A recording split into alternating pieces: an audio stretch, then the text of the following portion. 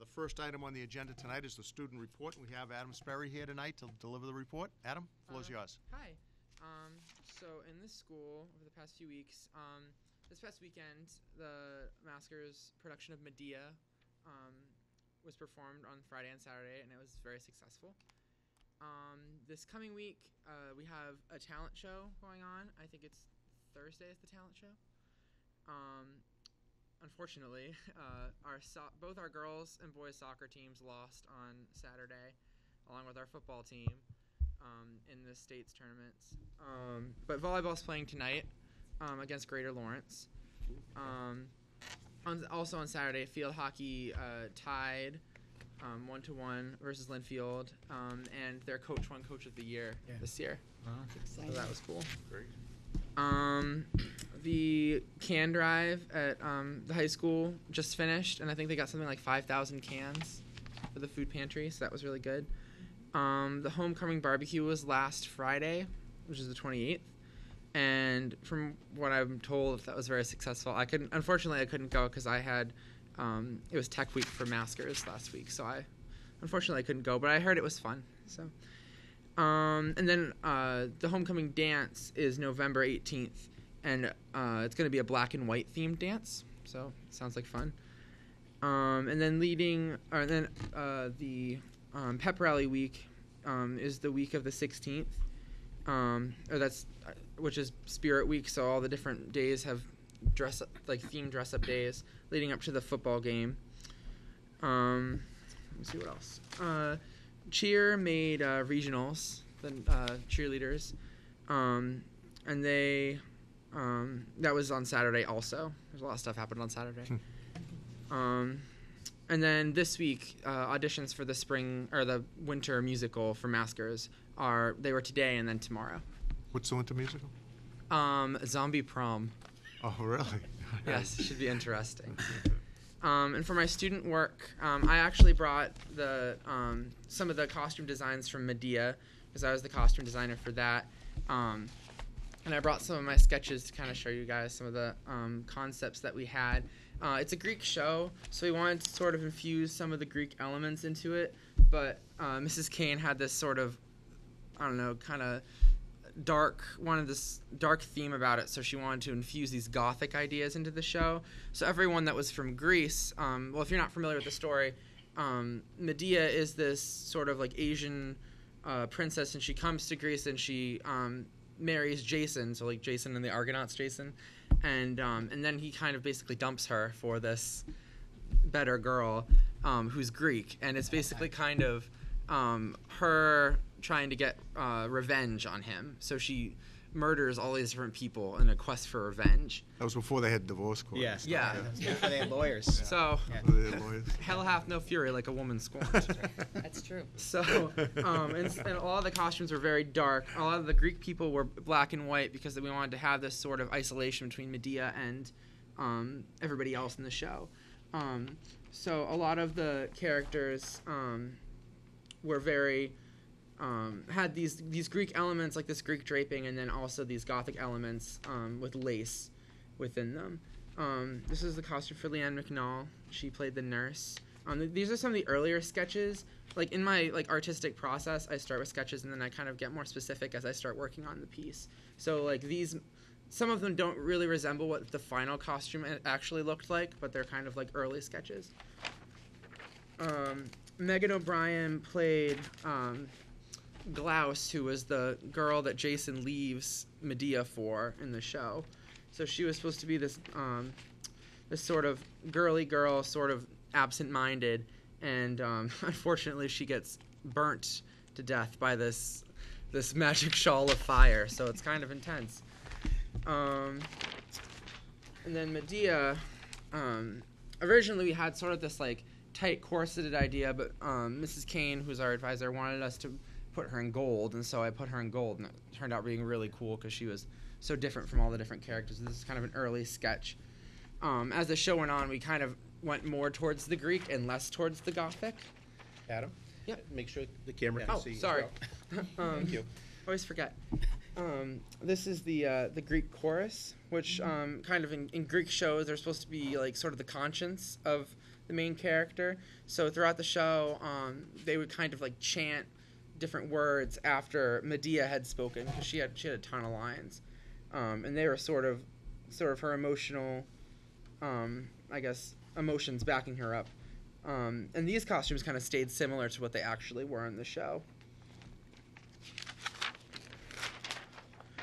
This is Jason, and he was in all white, and then eventually the sash, I made the sash black, and some of the elements of his costume ended up being black, although this actually kind of still sort of looks like what the costume looked like in the end.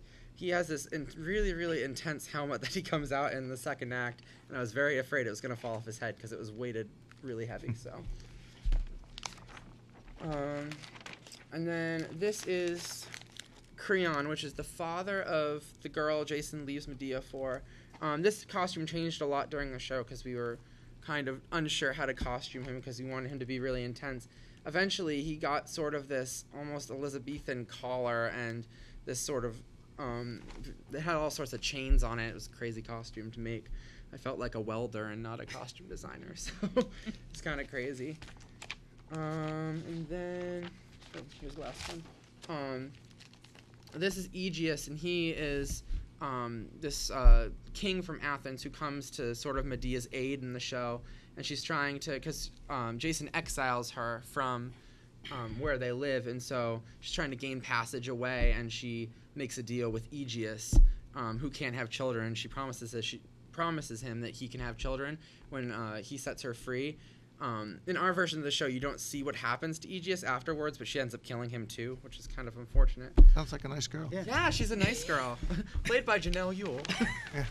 Yeah, so that was kind of my artistic process in designing the show. Adam, do you base those designs on prior productions or do you just come up with those based on who the characters are? It's mostly who the characters are. I'll usually use... Mrs. Kane will give me an idea that she has for the show, and then I'll kind of bring that into my own aesthetic.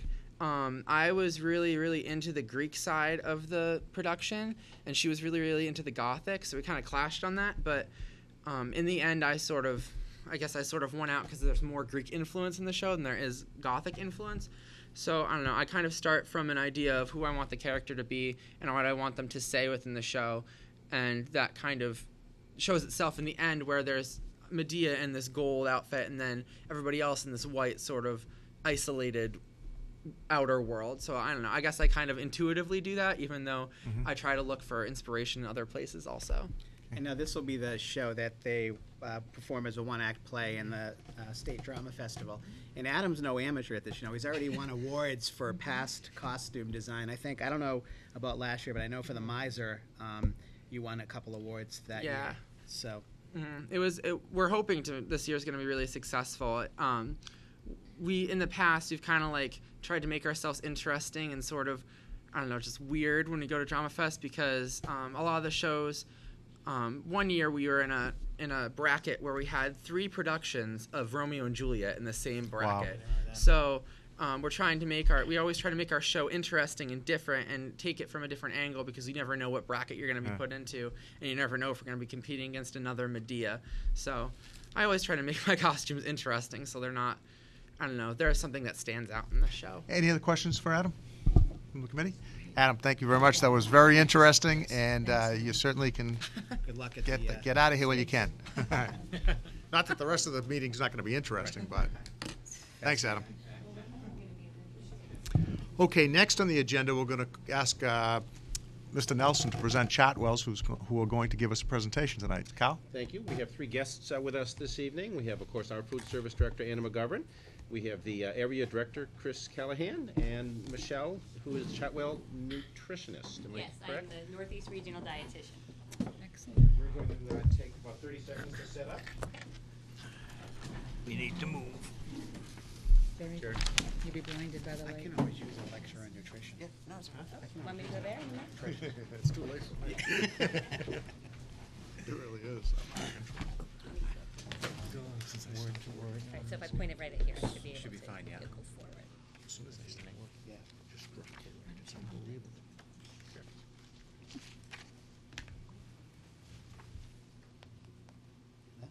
Yeah.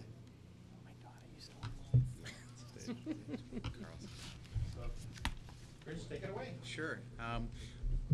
Again, there's a lot of change happening with school lunch, a lot of change in the regulation, and we've actually done this presentation a few times, and it kind of gives you an outlook on what to expect in the coming years and how we've actually played a role in these regulations changes and how we're actually managing the change for our clients. So Michelle Sagastano is actually our regional dietitian, and she supports all our accounts up in this area, and she's been very, very involved in the process. So I'll let Michelle take the presentation away, and we'll go from there. Okay, And then maybe at the end, if there's any questions you may have, we'll open the floor. all right. So, I'll go on. In December last year, 2010, President Obama signed the Healthy, Hunger-Free Kids Act into law. And this is actually the largest change in the National School Lunch Program in the past 25 years. So it's big. And why this big change? Well, I mean, we do know, there's a large obesity problem. We all know about that. But we also have a lot of children who live in households that are very, food insecure. And so that's also a portion of this bill as well. So helping to regulate, what children are taking in, but also helping to regulate and make sure that children who need to have meals are receiving them. All right. So there's 4 major provisions to this bill, and one is access to the child nutrition programs, school financing, how we monitor our program, and nutrition. And nutrition is, like I said, that's the biggest change that you're going to see coming down the line. So there's just new ways that they're able to certify children to receive free or reduced price lunch meals. We're expanding after school programs all over the country, and they're trying to promote breakfast programs. There's actually a lot of grants available, and there's some more that should be coming available soon to help start breakfast programs in schools. Currently, the USDA monitors our programs. 2 different audits that they do. One looks at the administrative side of the program, the other looks at the nutrition side of the program. And they used to be done once every 5 years. Starting next year, they'll be done once every 3 years. That information used to just come to the school district. It's going to become public information now, how your program is doing, how it's being monitored. And what's the CRE stand for? Certified Review Effort. Okay. And I believe we just went through it here last You did. spring. Last spring, You yeah. did. We did very well. You did very well. Yeah, yeah. And in the state of Massachusetts, they didn't used to do the CRE, and then the other one's the SMI, School Meals Initiative. They don't do them at the same time. Other states do those reviews at the same time. So I don't know how they'll catch up with you and when that audit will come. But the SMI looks at the nutrition portion of the program. So, and there'll be different rules and regulations by the time they get here. And there'll be new qualifications for anybody who works in food service, not just directors, but even some of our managers in our different schools. So there will be different nutrition standards. There's going to be standards for meals that are served. There's also going to be standards for a la carte items that are sold in the program. Now, you're in the state of Massachusetts, so there actually is a bill that passed last year in the state that they're going to regulate a la carte here as well. Those changes will be implemented in September 2012. So that's coming really soon. I'm going to interrupt you to explain Yeah. what a la carte is. A la carte is the term we use in the school lunch program to describe items that kids buy over and above their lunch. Right. So, the grab and goes as they're paying as they go through the line. So Right. So a lot of regulation. And the USDA right now doesn't have any regulation in terms of what can be sold a la carte. So different states have taken that upon themselves to institute their own rules. But the USDA will have their own rules. I'm thinking probably 3 or 4 years from now. But they will be having some as part of this bill. There's going to be changes in the amount of fruits and vegetables that are going to be served. There's going to be grant money that will be coming down for farm to school and school gardens. Children now need to have access to drinking water. That's something that actually started up this year. So if you have water fountains in your cafeteria, you meet the guideline. If not, you need to be providing water, whether they're in pitchers or decanters or something of that nature. We've already implemented that. Yeah, that was this year.